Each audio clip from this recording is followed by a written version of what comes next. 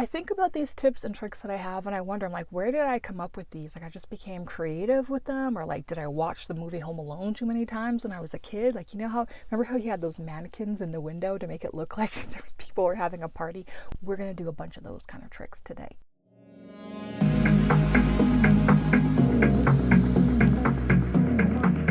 I'm camped out on the land in the desert in the middle of nowhere.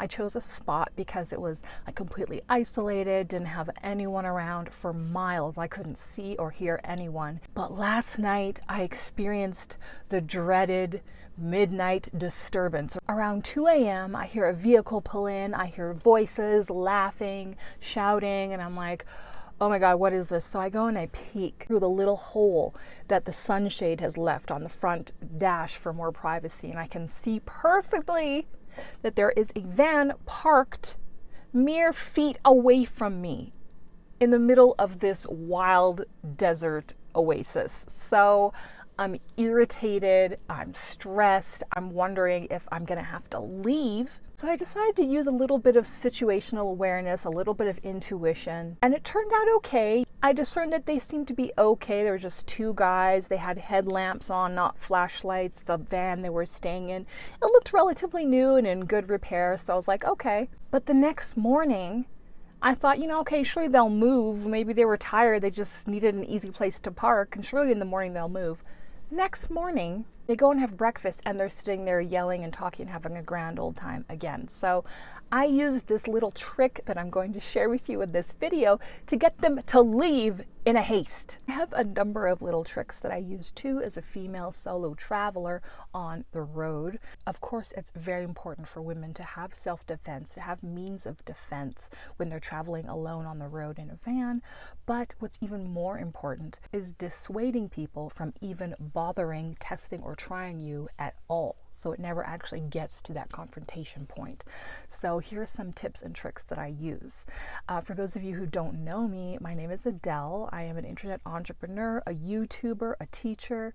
I don't do this lifestyle full time. I live on a ranch in Montana with my husband, 10 cats, and 10 chickens. But before we got married, we were both very independent people who liked going and doing stuff on our own for long periods of time. And we still each take time to do that. Now, I typically make videos about personal development, hero's journey for women, overcoming trauma, having healthy relationships, and watching out for toxic men. I also make videos about van life and how to make money online, which I've been doing for the past 10 years. So if any of that sounds interesting to you, make sure you hit the like button and subscribe. We'd love to have you as part of our family here.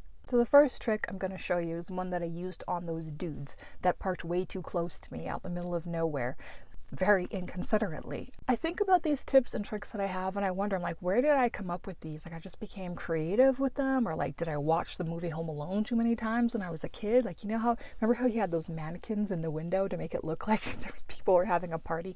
We're going to do a bunch of those kind of tricks today. I think it also comes from, not having a father growing up. I grew up with an abusive mom. We had no father in the home, and we're always kind of trying to do things here and there to make it look like there was a man at home. So we were often scared in the evenings. I remember my brother used to put toy cars on the stairs so that if a criminal came in, he would slip down the stairs. I think it's really important to learn about resilience, situational awareness, and safety as a woman in this world. You can't go around being afraid of everything. Obviously, I come out here and I stay in the middle of nowhere by myself for days and weeks on end. So you have to determine what things in life are worth taking risks for. So let's talk about the phone trick. So that morning, they were out there having breakfast, having a grand old whooping it up time.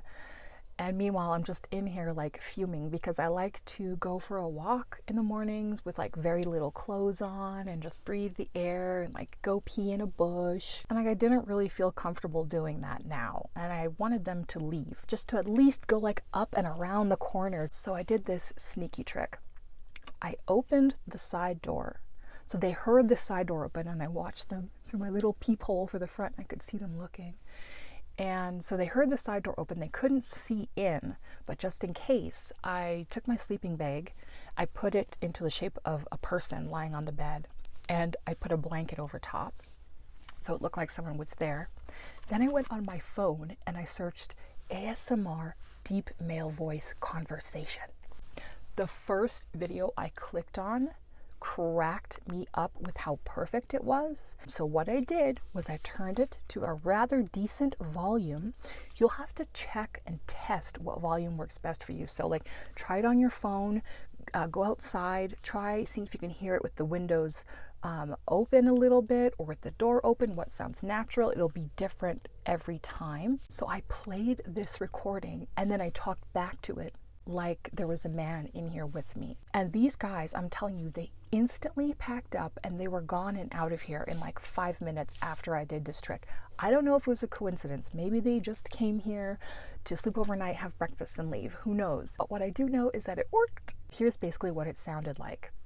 Hey, just be a little bit more quiet. It's not me. I'm being quiet. It's those guys outside. They parked right beside us last night. Because I don't know, I'm tired and that loudness is kind of... You might also consider getting a recording of a man yelling, "Go away," or "Get lost," or something like that. And another thing you might try is a really vicious sounding dog bark. Those would be useful for someone coming and tapping on your window in the middle of the night or anything weird like that. If you're going to use the dog bark, remember to kind of shake your van a bit to coincide with the massive dog barks. So maybe look it up, maybe search three-headed hound from Hades on YouTube and use that. So my second trick involves this. So this is just a very man-looking hat that I got from a thrift store. And I kind of roughed it up a bit because you don't want it to look brand new, but it costs like $1.50 from a thrift store.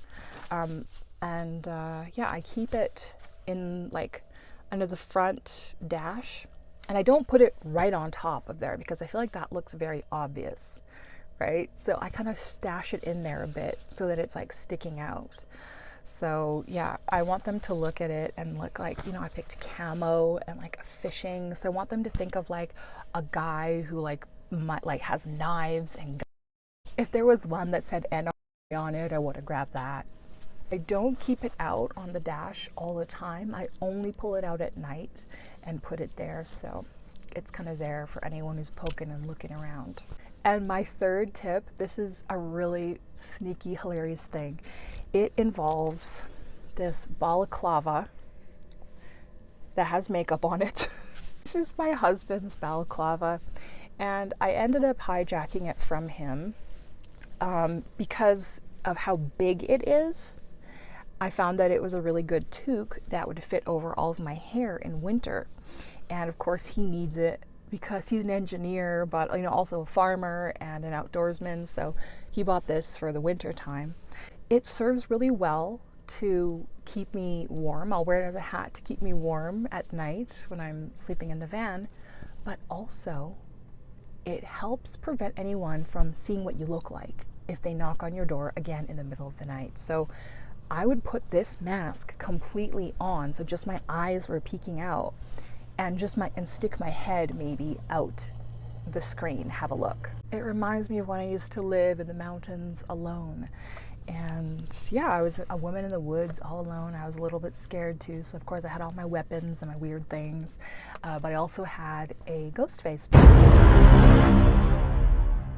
I figured that anyone who tried to break into my house in the middle of the night, if like they were coming down the hallway, I just poked my head out with that ghost face mask on, it would scare the hell out of them and they would just spook and leave. Or if they were trying to get in the window and I showed up with that mask, it would scare them. I don't know.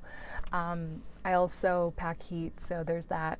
Now you might be watching this video and thinking, well, Adelle, you can't say these little tricky tips because what if the creepy dudes watch this and then they'll know? Well, the thing is that could indeed happen, yes, but the chances are unlikely that the kind of person who would break into a van to cause harm or to steal are going to go on the internet and research these kind of things, right? So the people who do those kind of things are typically opportunistic people. They're not that smart, they're not really prepared, they think it's going to be something easy, right? That's how predators work in nature. That's why you can scare off a cougar or a black bear. Things that I have done before. Check out my videos. You know, if they actually did come at me it would be game over. But if we give them the impression that it might not be an easy thing for them, they're going to think twice. And usually they're going to move on.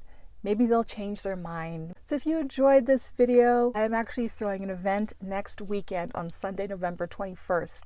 So this will be for female van life travelers to test out your recordings and see whose are the most intimidating or realistic. And I'm also going to be giving a workshop on that day as well. It's going to be a special intimate engagement to have connection and fun before we head into a season that can be stressful, busy. If this sounds good to you, we'd love to see you there. It will be happening in Nevada, which is an excellent place to be this time of year. Please click the link below for details. I hope to see you there. Thanks so much for watching, and I'll see you again soon. Bye for now.